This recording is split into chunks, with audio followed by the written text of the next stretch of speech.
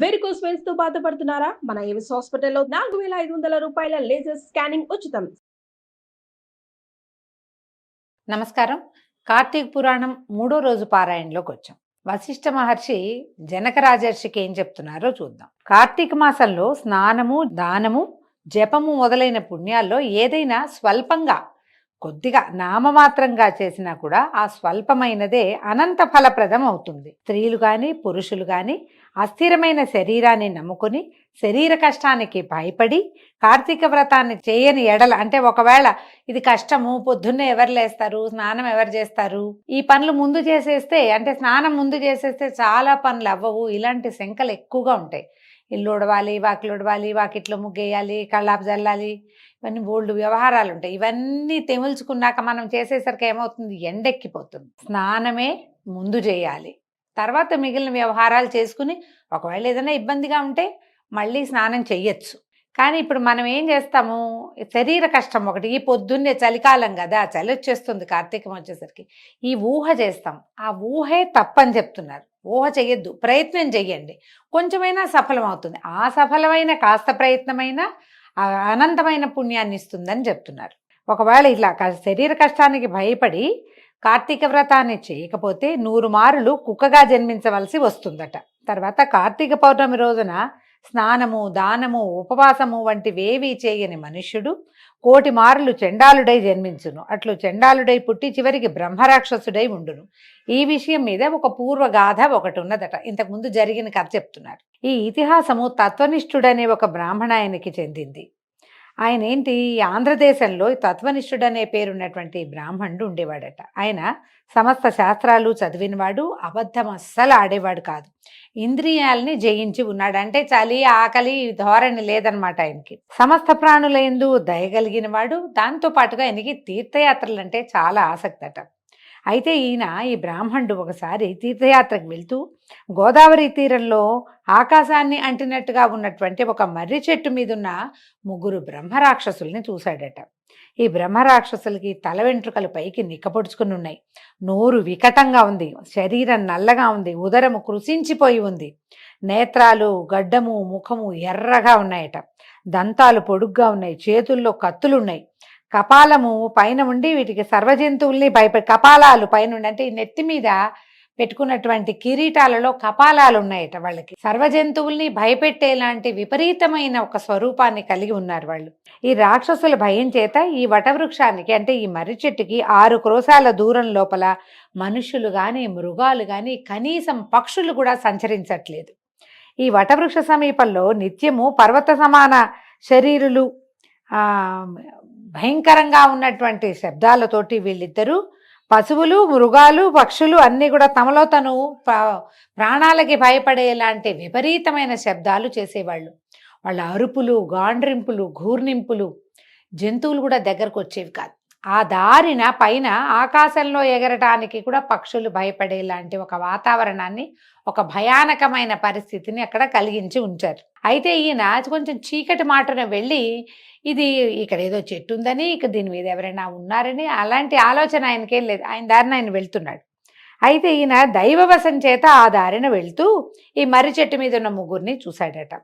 ఈ తత్వనిష్ఠుడైనటువంటి బ్రాహ్మణుడు, ఆయన పేరు అదే, ఆయన గుణం కూడా అలాంటిది అనమాట. వాళ్ళని చూసి భయపడి లోపల హృదయం చెలించిపోయి లోపల శోకం కలిగింది. అయ్యో, ఇలాంటి వాళ్ళ దర్శనం అయింది ఏమిటా అని చికాకు పడుతూ శ్రీహరి పాదార విందాలని స్మరిస్తూ, దేవదేవేశ నన్ను రక్షించు, లోకేశ నన్ను కాపాడు, నారాయణ నన్ను పాలించు, అవ్యయ నా మొర ఆలకించు, సర్వభయాల్ని నశింపచేయగలిగినటువంటి దేవాధిదేవ నా భయాన్ని తీసేయి, నువ్వే తప్పిస్తే నాకు ఇంకో దిక్కు లేదు, నన్ను కాపాడు అని గజేంద్రులాగా హరిని గురించి మొరపెట్టుకొనుచు రకరకాల స్తోత్రాలు చదువుతూ గబగబా వెళ్తున్నాడు. మరి పరుగు కాదు, పరుగుకి కూడా, పరిగెత్తడానికి కూడా ఆయన శరీరం సహకరించట్లేదు. కానీ గజగజలాడుతూ వణుకుతున్న వాడి పరుగు ఎలా ఉంటుంది అట్లా తప్పటడుగులు తొట్టుపడుతూ ముందుకి వెనక్కి అవుతూ దబదబా నడుస్తున్నాడు. నడుస్తుంటే ఈ దూరం నుంచి చూసినటువంటి రాక్షసులు, బ్రహ్మరాక్షసులు, మానవుడు ఎవడో వస్తున్నాడు, వీడిని భక్షిద్దామని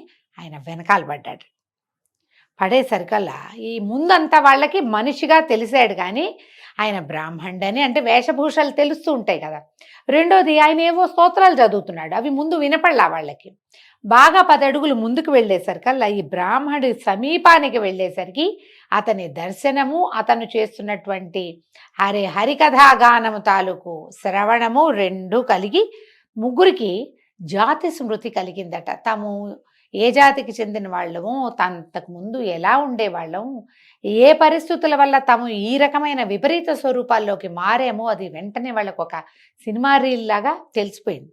తెలియంగానే ఏం చేశారట, వెనక నుంచి పరిగెత్తుకొస్తున్న వాళ్ళు, వెనక నుంచి అంటే ఆయన ముందు నుంచి వస్తున్నారు కదా, వెళ్ళి ఏం చేశారంటే ఆయన కాళ్ళ మీద పడిపోయారు. ఆయనకి ఎటు ఎలాలో తెలియటం లేదు, చెట్టు మీదుగానే ఆయన వస్తున్నాడు, వాళ్ళు ఎదురొచ్చారు. కాళ్ళ మీద పడి అనేక విధాలుగా దండాలు పెట్టి అంజలి దోశలు ఇట్లా ఒగిలి నమస్కారం చేసుకుంటూ ఇలా అడిగారట, బ్రాహ్మణోత్తమ, నీ దర్శనం వల్ల మేము పాపరహితులమయ్యాం. నువ్వు వచ్చుట చేత మాకు ఉపకారమే జరిగింది. మహాత్ములు జీవించుట జంతువులు ఉపకారం కోసమే కదా నాయన. నువ్వు యాత్ర చేయటం, నీలాంటి మహానుభావుడు లోకయాత్రకి వెళ్ళటం మమ్మల్ని ఉద్ధరించటానికే అని చెప్పి పరిపరి విధాలుగా నమస్కారాలు చేసి ఏమిటేమిటో పొగుడుతూ దండాలు పెట్టారు. బ్రాహ్మణుడు ఎప్పుడైతే నువ్వు మహానుభావుడివి, నువ్వు లోకయాత్ర చేయటం మాకు ఉపయోగం అయింది అని ఒక మృదువైన సంభాషణ, అంటే చాతుర్యభరితమైన సంభాషణను వినేసరికి ఆయనకి భయం పోయింది. రాక్షసులు అంటే ఏదో మూర్ఖంగా గందరగోళంగా ఉండాలి, ఇప్పుడు వీళ్ళు మూర్ఖంగా లేరు. ఆకార వికారాలు అలాగే ఉన్నప్పటికీ మాటలు మాత్రం మర్యాదపూర్వకమైన, కృతజ్ఞతాపూర్వకము, ప్రేమపూర్వకమైన సంభాషణను విని ఆయన కొంచెం భయం తగ్గించుకున్నాడు. కొద్దిగా శాంత చిత్తుడై ఇలా అడిగాడు, బాబు మీరెవరినైనా, ఏ కర్మ చేత ఇలాంటి వికృత దర్శనాలని పొందారు? మీరు లోకనిందితమైన ఏ కర్మని మీరు పూర్వంలో చేశారు? మీకు భయం పోయే కాలం వచ్చింది కనుక భయాన్ని వదిలిపెట్టి సర్వము మీ విషయాలన్నీ నాకు తెలియజేయండి అని అడిగాడు. అప్పుడు రాక్షసులు తాము చేసినటువంటి నింద్య కర్మలను వేరువేరుగా తలుచుకుని పరిపరి విధాలుగా దుఃఖిస్తూ బ్రాహ్మణుడితోటి ఇట్లా చెప్పారు. మొట్టమొదట ఒకటి చెప్తున్నాడట, అయ్యా విను, పూర్వజన్మల్లో ద్రావిడ దేశంలో మందరం అనే ఒక గ్రామానికి చెందిన గ్రామాధికారిని నేను. బ్రాహ్మణులలో పరమనీచుణ్ణి, కఠినంగా మాట్లాడేవాడిని. ఇతరులను వంచే మాటలు మాట్లాడడంలో నా అంత ప్రావీణ్యం నా కాలంలో ఎవ్వరికీ లేదు. మా కుటుంబ లాభం కోసం సాటి బ్రాహ్మణుల ధనాన్ని నేను ఎంతో అపహరించాను. బంధువులకి కానీ బ్రాహ్మణులకి కానీ ఏనాడు ఒక్కనాడు కూడా భోజనం పెట్టి ఎరగను. స్నేహం చేత కూడా, అంటే మంచి మాటలు చెప్పి కూడా మోసం చేసి బ్రాహ్మణుల సొమ్ము అపహరించడం వల్ల నా కుటుంబంలో నాశనం వచ్చేసింది, మా సంసారం నాశనం అయిపోయింది. అంటే ఇప్పుడు చూడండి, దొంగతనంగా బ్రాహ్మణుల ధనం అపహరిస్తే సూర్యచంద్ర నక్షత్రాలు ఉండే పర్యంతం వరకు వాళ్ళ కుటుంబాలు నశించిపోతాయి. బ్రాహ్మణ ద్రవ్యం చాలా తప్పు. ఇప్పుడు ఈ కాలాన్ని గురించి మాట్లాడాలండి. ఇలాంటప్పుడు పూర్వకాలంలో బ్రాహ్మణులు ఇతర జాతుల చేత పోషింపతగిన వారుగా ఉండేవారు. అలా ఎందుకు జరిగేది? ఈ బ్రాహ్మణులు తమ నిత్య నైమిత్తిక కర్మలు లోకహితం కోరి చేసేవాళ్ళు. వాళ్ళు చేసే పూజ కానీ, యజ్ఞం కానీ, హోమం కానీ అవన్నీ కూడా లోకోపకారం కోసమే, కేవలము లోకానికి ఉపకారం. అందుకని రాజులు ప్రత్యేకంగా బ్రాహ్మణుల్ని పోషించేవారు. మరి వీళ్ళ వల్లే కదా యజ్ఞం జరుగుతుంది, యజ్ఞం వల్లే వర్షం వస్తుంది, యజ్ఞం వల్లే పంటలు పండుతాయి, యజ్ఞం వల్లే ఋతువులు సక్రమంగా నడుస్తాయని ఆ కాలం నమ్మేది అప్పటి పద్ధతులు అవి. అందువల్ల ఈ బ్రాహ్మణుల్ని పోషించటానికి రాజు ప్రముఖంగా పోషకుడు అయినప్పటికీ మిగిలిన అన్ని జాతుల వాళ్ళు బ్రాహ్మణుల్ని విశేషంగా సేవించేవారు. వారి సొమ్ముని ఒక్క నలకంత చీమ తలకాయంత బంగారాన్ని, బ్రాహ్మణ ద్రవ్యాన్ని అపహరించిన ఇక జన్మజన్మల పాటు వాళ్ళ వంశం నిర్వంశమైపోవటమే అలా చెప్పేవాళ్ళు. వీడు ఈ మునసబుగా ఉన్న ఆయన తను స్వతహాగా బ్రాహ్మణుడైనప్పటికీ సాటివారి ద్రవ్యాన్ని నయాన భయాన వంచి మోసపుచ్చి అపహరించడం వల్లే వాళ్ళ వంశం సంసారం నాశనమైపోయింది. అయితే ఆయన దాని తర్వాత మృతి చెంది అనేక యమబాధలు పొంది ఆ దోషం చేత భూమి యందు బ్రహ్మరాక్షసుడిగా జన్మించాను అని చెప్పి, నాయన ఓ బ్రాహ్మణోత్తమ, ఈ దోషం నశించే ఉపాయాన్ని విచారించి ఆలోచించి ఏదైనా చెప్పమని ప్రార్థించాడు. రెండో అతను ఏం చెప్తున్నాడు, అయ్యా నేను ఆంధ్రదేశంలో ఉండేవాడిని, నిత్యము అమ్మా నాన్నలతోటి పోట్లాడుతూ వాళ్ళని దూషించేవాళ్ళని, నాకు అది చేయలేదు ఇది చేయలేదు, అంత పెంచలేని వాళ్ళు ఎందుకు అన్నారు, ఇలాంటి మాటలు మాట్లాడతాం. అవన్నీ పచ్చిపాపాలు, చేయకూడదు ఆ మాటలు. అలా మాట్లాడిన వాళ్ళకి ఏం దశ వస్తుందో చెప్తున్నారనమాట.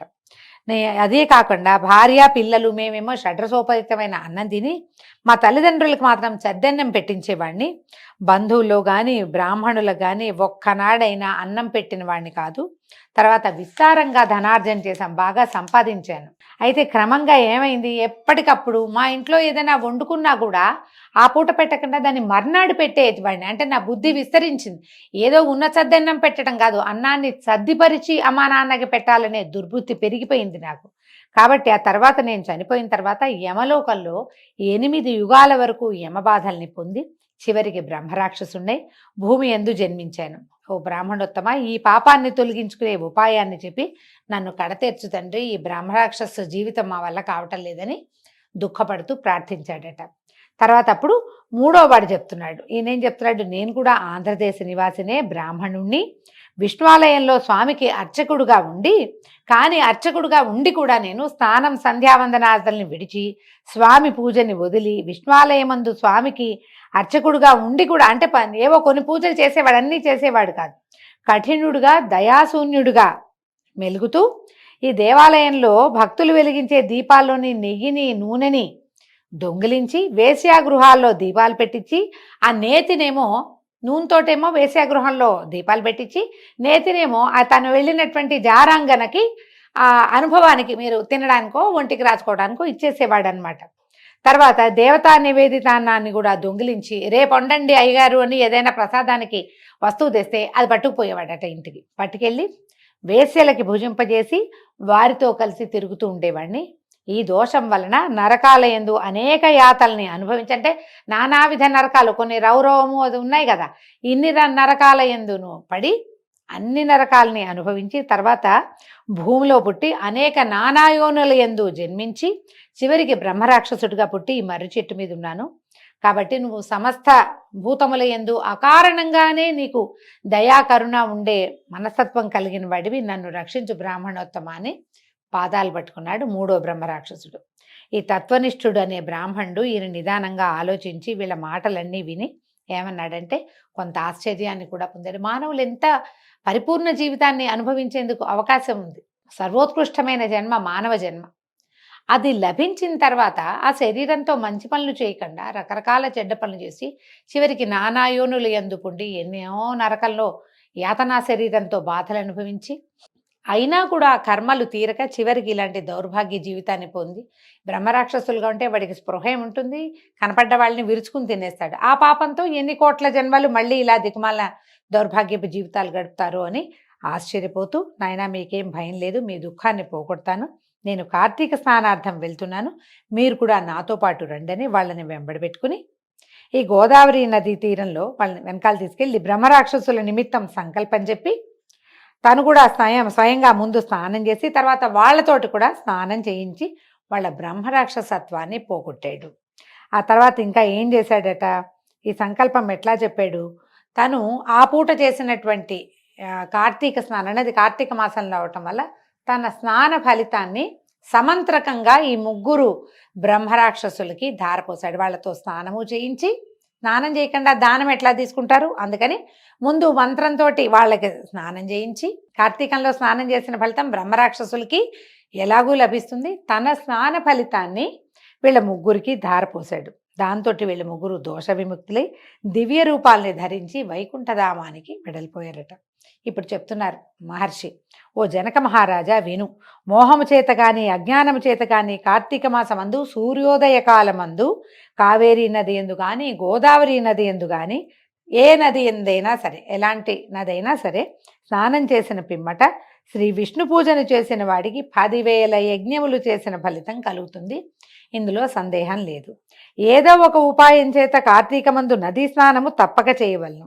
కార్తీక మాసమునందు దామోదర ప్రీతిగా సంకల్పం చెప్పుకుని ప్రాతస్నానము చేయని వాడు 10 జన్మల యందు నానా రకాలుగాను జన్మించి, అంటే నీచ జన్మలు పొంది తర్వాత ఊరపందిగా జన్మిస్తాడు.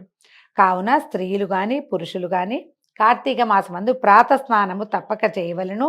ఈ విషయమై ఏ మీమాంస లేదు, స్నానానికి అమెండ్మెంట్లు లేవు, స్నానం మాత్రం నియమంగా చేయవలసిందే.